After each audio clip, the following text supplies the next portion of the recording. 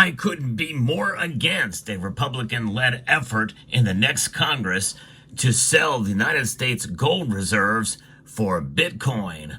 I'll explain the details of what is being proposed in the 119th Congress in this video as we explore.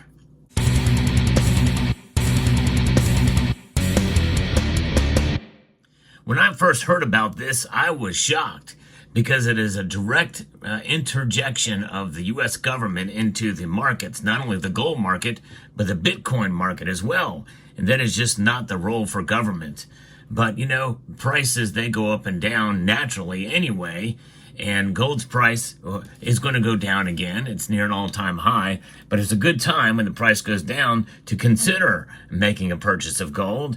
And my friends over at Summit Metals, they have a couple of deals for you. And many of you have commented that you like this little wallet that they have. It's actually made of metal. It's a very nice way to be able to store some of your precious metals. I have a little 1 gram bar in here, and I'm going to hopefully fill this thing up. And but these wallets are really, really neat, and they have a discount code I'm going to put in the description of this video, SummitFive, and that's $5 off of any wallet for any of my viewers, if those of you are interested in getting one of these wallets.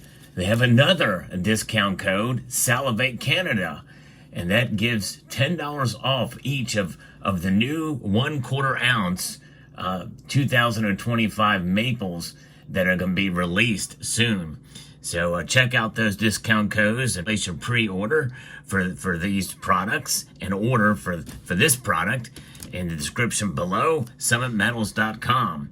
Gold and Bitcoin. You know, people think of Bitcoin as digital gold, and certainly it has far surpassed gold in terms of the price. But a lot of people are paying attention right now, and I think they're overstepping. And in this case, there's Republican legislation that will be introduced in the next Congress. An ally of Donald Trump in the United States Senate has a plan for filling up the president-elect's proposed strategic Bitcoin stockpile without adding to the government's deficit by selling off some of the Federal Reserve's gold. Of course, the Federal Reserve doesn't own any gold. Bloomberg got this wrong. It's the U.S. Treasury that owns the gold. Republican Senator Cynthia Lummis of Wyoming plans to push forward with a bill to do exactly that when the new Congress is seated next year. The bill calls for the United States to acquire 1 million Bitcoin, representing nearly 5% of the outstanding tokens. The purchases would cost about $90 billion at current market price, though the sum would likely increase if the bill passes and investors front-run the government's buying. Of course, it's going to make it skyrocket. If they buy 1 million Bitcoins, that likely will cause the price of Bitcoin before they even accumulate it to get so high that it is, to get that goal, it's going to cost them a whole lot more than $90 billion. We already have the financial assets in the form of gold certificates to convert to Bitcoin. Lummis said in an interview with Bloomberg, so the effect of the U.S. balance sheet is pretty neutral. But of course, you know, the gold certificates, you know, got to have the gold behind it. And so that's another matter.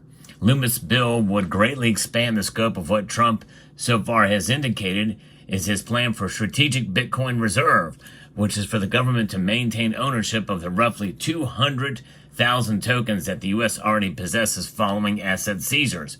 According to Lummis' bill, the cryptocurrency would be held for a minimum of 20 years, and the presumed appreciation of value would help reduce national debt.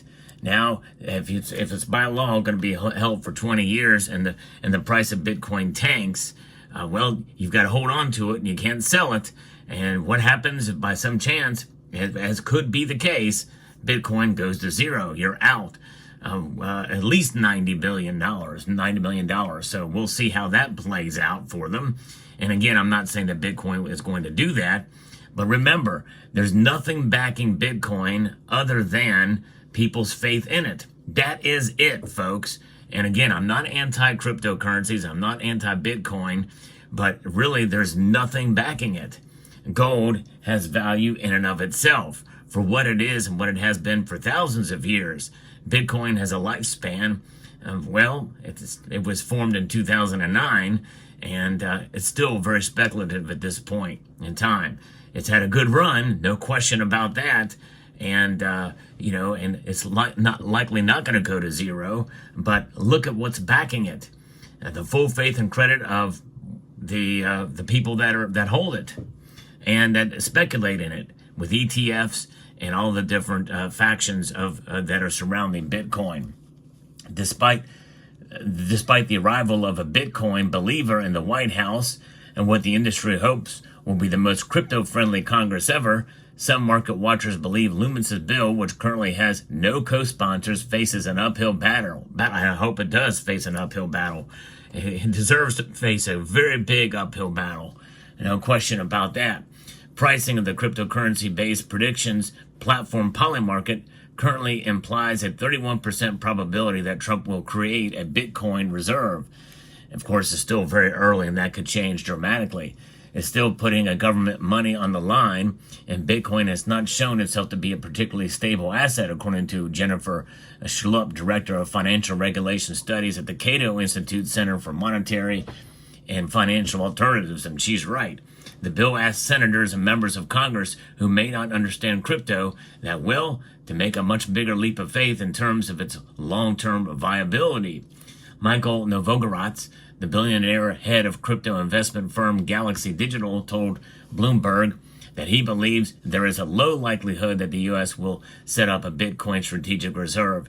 If the U.S. does create such a stockpile, Novogratz predicted it would push the price of the largest digital token to $500,000, since other nations would feel compelled to create similar stockpiles. He's exactly right.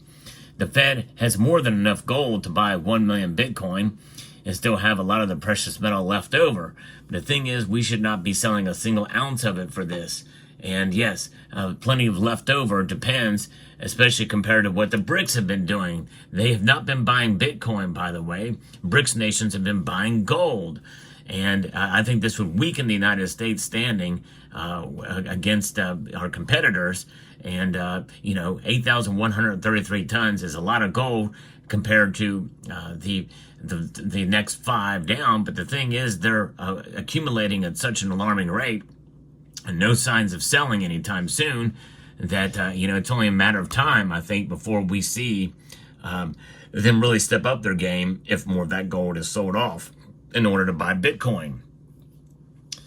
Now, the Fed's balance sheet lists holdings of certificates representing gold held by the Treasury that are valued at about $11 billion. However, that value is based on the so-called statutory price, which has been held constant at $42.22 per ounce since 1973. And by the way, we've not sold off any gold here in the United States since 1968. That was the last time that you could actively convert dollars into gold. And that was, by the way, through an indirect measure. And market to market current prices, the stash is worth about $675 billion. Though liquidation of a large amount of government gold poses the risk of lowering the market price. Exactly right. Loomis first unveiled her bill at the Bitcoin 2024 conference in Nashville back in July, right after Trump addressed the gathering and announced his ambition to create a government Bitcoin reserve. In his description, the reserve would be based on the tokens already held by the government. He didn't mention buying $1 million of Bitcoin to add to it, though his ally, Robert F. Kennedy Jr., said at the same conference that he understood that to be the plan. Since Trump's victory, the presidential election last week, the crypto market has surged. Bitcoin's record-breaking rally took the digital asset above $93,000, and the overall market for the crypto market, the overall value of the crypto market is back above its pandemic era peak.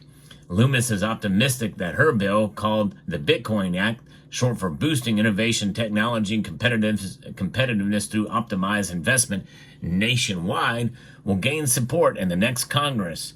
For one thing, she says, Trump has really endorsed the idea of a reserve, and his closest advisors, including people who understand Bitcoin and its role in our future. And the new GOP Senate majority includes crypto-friendly lawmakers, such as Republican Bernie Moreno, who unseated the incumbent Democrat Sherrod Brown in Ohio's Senate race. pro-crypto super PAC Fairshake spent some $40 million to defeat Brown, an ally of Securities and Exchange Commission Chair and Gary Gensler, who led the agency in a crackdown on the crypto sector over the last few years. The crypto industry spent a total of about $135 million in the 2024 election cycle to back more than 50 favored candidates, including Democrats and Republicans. And they're coming in. So it sounds like there may be some a framework for this to be introduced and be done. But I am adamantly against this. And I think that, if the United States wants to speculate with any kind of asset or stock, I don't think that's the role of government. I really don't. I don't care if it's a Republican who supports it or even if the president supports it.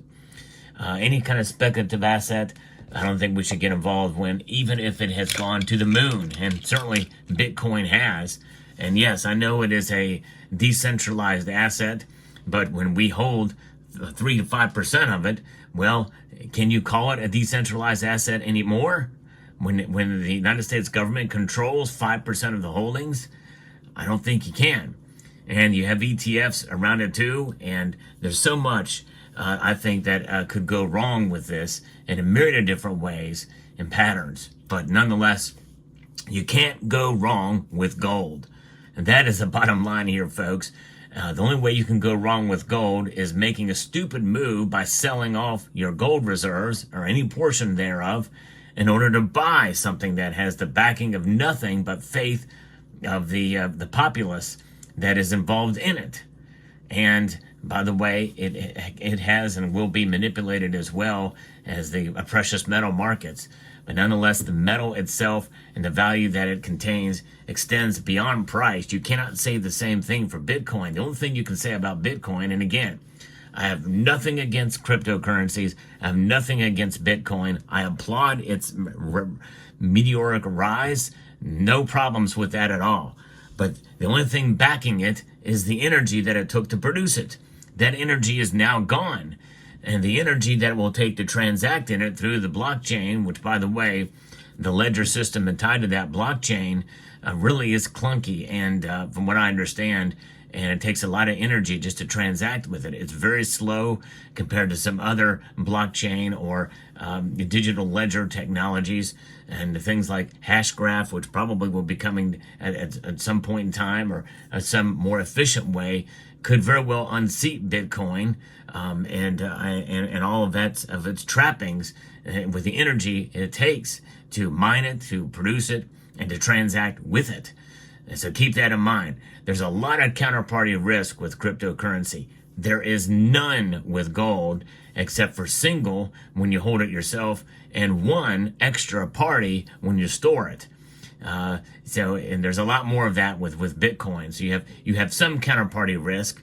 You have single party risk with gold, but with Bitcoin, it's a whole new ball game. So there you have it. Let me know what your thoughts are about this story in the comments section down below. Hope you found this video informative, insightful, and educational. Would like to extend a multitude of gratitude to each and every one of you for taking the time to watch, and to encourage you to please rate, share, comment, and subscribe.